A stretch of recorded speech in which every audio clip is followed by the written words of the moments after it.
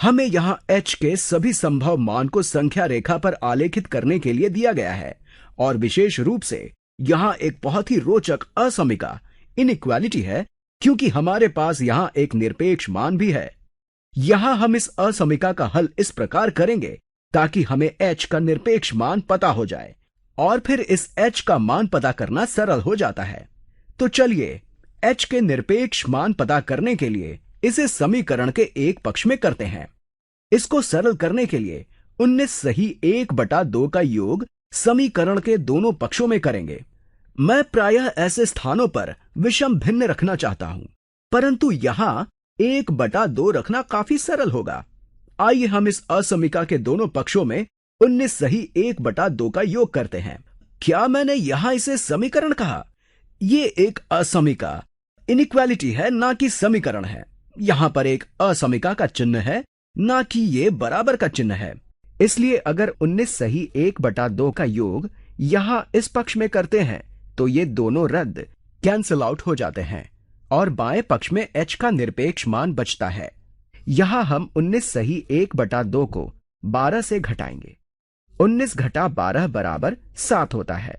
ये 7 सही 1/2 हो जाता है।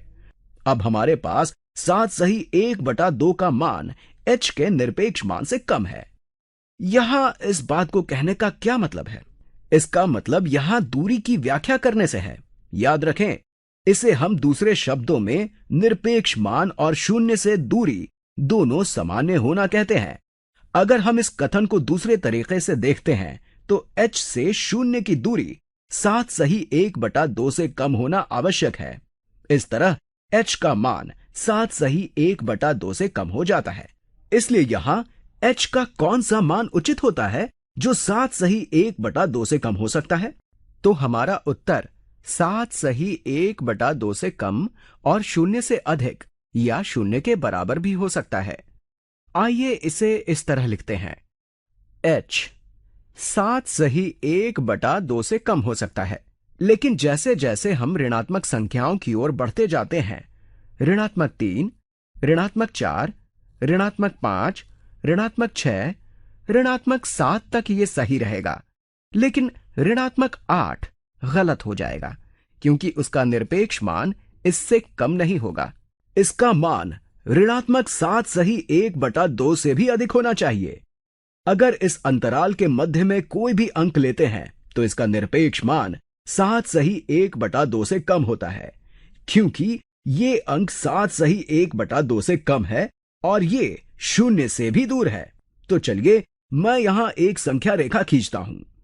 अब ये हमारी संख्या रेखा है और यहां शून्य है, तो यहां से हम कुछ बिंदु बना सकते हैं।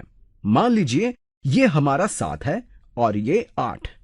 यहां ऋणात्मक 7 और ऋणात्मक 8 है। कौन से अंक की दूरी शून्य से 7 सही 1/2 के बराबर या उससे कम होगी? 7 सही 1/2 की दूरी शून्य से ठीक 7 सही 1/2 के बराबर होगी। आप यहां इसकी गिनती कर सकते हैं। आप इस पर एक छोटे वृत्त बना लीजिए। यही चीज ऋणात्मक 7 सही 1/2 के लिए भी करेंगे, तो निरपेक्ष मान ठीक ठीक 7 सही 1/2 से दूर होता है। ये 7 सही 1/2 से दूर हो, इसके लिए ये बिंदु ना तो 7 सही 1/2 हो सकता है, ना ही ऋणात्मक 7 सही 1/2 हो सकता है, क्योंकि इनके मध्य में सभी अंक 7 सही 1/2 से कम होते हैं। इसलिए हम 7 सही 1/2 के बाहर वाले सभी अंकों को सम्मिलित कर सकते हैं।